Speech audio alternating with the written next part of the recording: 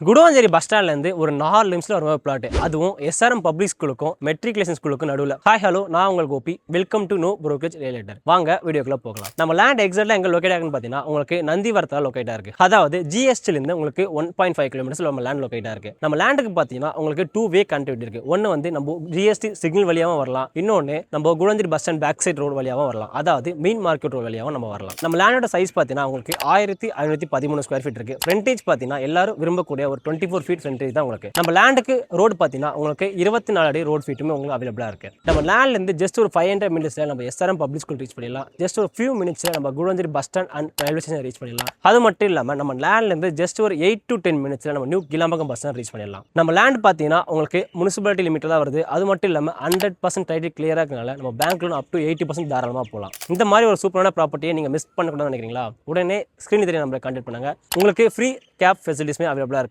இந்த மாதிரி ஒரு சூப்பரான ப்ராப்பர்ட்டி உங்கள் ஃப்ரெண்ட்ஸ் அண்ட் ஃபேமிலிஸ் தேடிட்டு இருக்காங்களா? அவங்களுக்கு இந்த வீடியோ ஷேர் பண்ணுங்க. தேங்க்ஸ் ஃபார் வாட்சிங். பை.